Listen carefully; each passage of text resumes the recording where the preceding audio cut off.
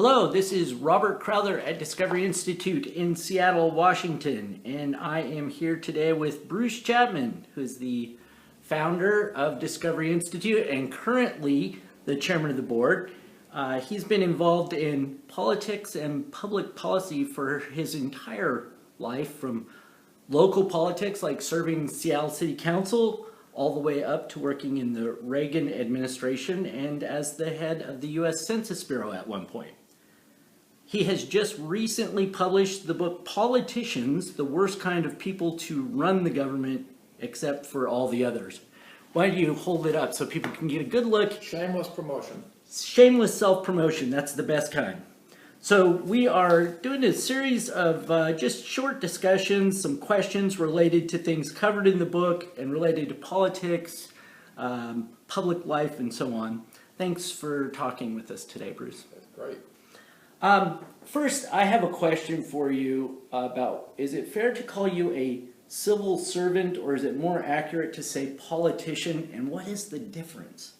Oh, I want to clean up this word politicians because people have a negative feeling about it. By the way, practically had a negative feeling about it the entire history of the country. But I think what people miss, and we've done surveys that show this, that they don't realize that the politician is the only person in authority that they have any chance of affecting, because they can vote them in or they can vote them out. You take all the other people who have influence on public life, such as the media, such as the bureaucracy, such as all the special interest groups, including the advocacy groups of various kinds, the people who put money into politics, all those people you can't touch really. And the only person who really will listen to you is the politician, the person who's actually in politics. I think it's worth saying that I consider a person in politics to be a politician, particularly if they're running for office. So people have this kind of power because they have the vote, and they can vote for a politician, but people do complain about other groups, like you said, having too much power. And I'm thinking of like U.S. senators that only run for office once every 6 years. So maybe one out of those 6 years, they really do want your vote, but they're often influenced by those other things the rest of the time. Isn't that right? Well, they're very interested in what you think regardless. They all have offices. They all listen to the people that call in or look at their letters. Now, they don't always look at every one. They get somebody to tell them what's coming in and what's going on. And then they have certain ones that are called to their attention. That even happens in the White House. I don't know about this president, but most presidents will have somebody pull letters out that are important and bring them to the president's attention. So he gets the feel for people. Okay, so he gets a feel for people, and the people are getting a feel for politics and the political life by watching the politicians and what they do. And there may be young people out there that are thinking about political life, or even older people maybe wanting to get into it. How should people think about a life in politics? Well, first of all, it's really an important part of your citizenship. Voting is a political act in a sense, and jury duty is a political act in a sense.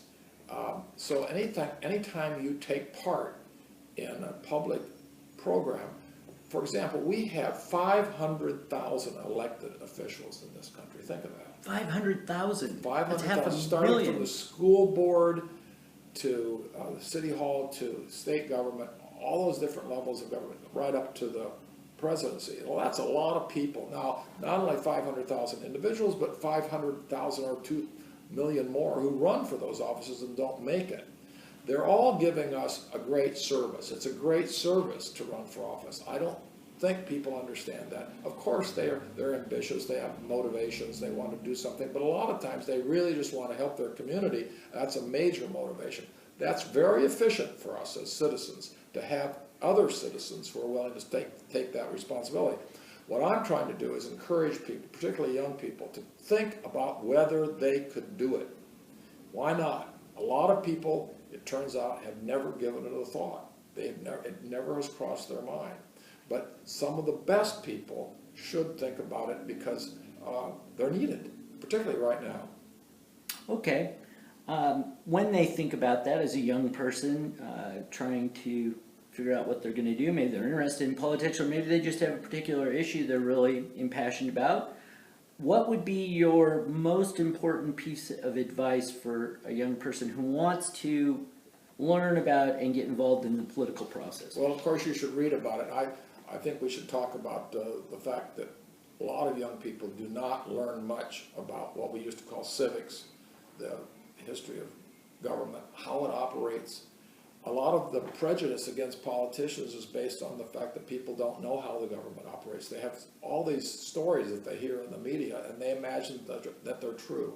Well, they may be true in a sense, but you miss all the sort of thing that's going on in the background. So a good course in civics, actually doing some reading about the world and how it's set up. Read my book. Read that book right there. Yeah, you can start with that one. It's a great way to think about, that's what the purpose is, to think about political life. And then I say in the book, attach yourself to a candidate or a campaign. Find somebody that you're interested in. And it turns out that some share of the population actually does this. We took a survey that showed about 15% of the people in the past 2 years have had some role in government or some role in politics. But a larger share, almost twice that, or at least 25% more, have been involved in a protest demonstration. They think that's more important. It's not. You really, if you want to get involved, find people who are running for office and give them some help. There are all kinds of ways to help, from donating money but to donating time. And for a young person, if you attach yourself to a candidate, you might wind up driving them around, being their driver. Well, you really get to know the candidate that way.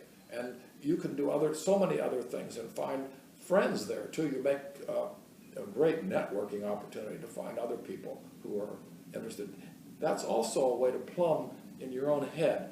Could I do this? How would I do this? Right. Seeing how it's done and imagining yourself in that position. That is great advice, Bruce.